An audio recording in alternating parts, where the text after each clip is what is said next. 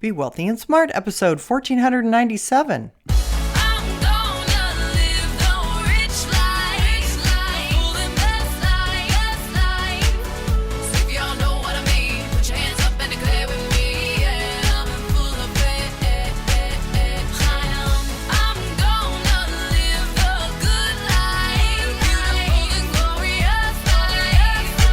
Step into a world of wealth and financial freedom without budgets, boredom, or bosses on Be Wealthy and Smart.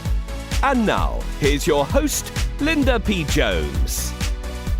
Welcome to Be Wealthy and Smart. I'm Linda P. Jones, America's Wealth Mentor, empowering women and men worldwide to financial freedom.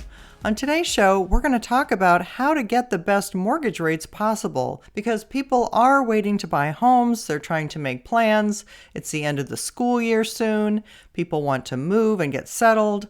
This is the time of year when housing usually goes crazy, but it's really stalled right now because rates have jumped higher and houses aren't moving. And according to CNBC, potential homebuyers are worried about the broader economy and losses in their stock portfolios. Refinance demand is still higher than it was a year ago, but it's falling fast. And the average contract interest rate for 30-year fixed-rate mortgages with conforming loan balances for $806,500 or less increased to 6.9% from 6.81%.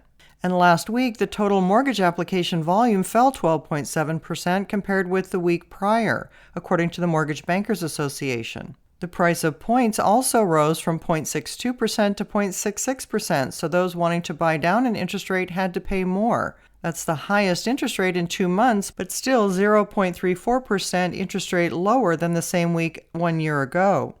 Rates are up almost 0.3% in just 2 weeks. The rate increase hit refinance demand very hard. Those applications dropped 20% for the week, but were 43% higher than the same week a year ago. Refinances decreased to 37.3% of total applications from 41.3% the previous week. And applications for a mortgage to purchase a home fell 7% for the week and were 6% higher year over year.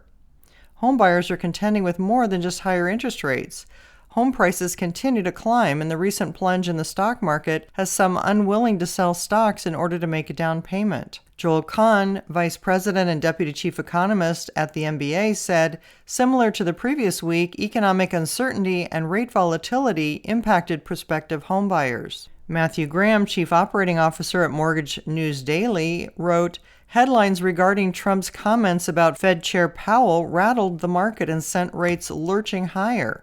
Now, 24 hours later, an absence of any additional escalation has given way to calmer market movement and generally flat interest rates. So everything is still very turbulent in this whole tariff scenario as it unfolds. Now they're talking about 100 different economies around the world being in active negotiations with the White House and with China coming to the table. So we'll see how that all plays out. We really don't know what's going on behind the scenes, but it looks like for right now, things are trying not to be escalated, which is a positive thing if we can keep that going. Now, what can you do if you want to get the best mortgage rate possible? Well, according to Fortune magazine, while economic conditions are out of your control, your financial profile as an applicant has a major impact on the mortgage rate you get. With that in mind, here are 3 things that you want to strive to do.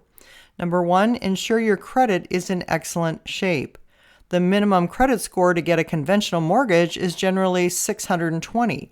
For FHA loans, you may be able to qualify with a score of 580 or a score as low as 500 with a 10% down payment. But if you're hoping to get a low rate that could potentially save you 5 or even 6 figures in interest over the life of your loan, you'll want to get a score quite a bit higher. For example, lender Blue Water Mortgage notes that a score of 740 or higher is considered top tier. And if you want more information about how to pay off your debt faster while improving your credit score, use my Debt Diamond method. You can go on my website to the podcast page and search for the Debt Diamond method. Number 2, keep your debt to income ratio low. Your DTI. You can calculate your DTI by dividing your monthly debt payments by your gross monthly income, then multiplying by 100. For example, someone with a $3,000 monthly income and $750 in monthly debt payments has a 25% DTI. It's typically best when applying for a mortgage to have a DTI of 36% or below, though you may get approved with a DTI as high as 43%. Number 3, get pre-qualified with multiple lenders.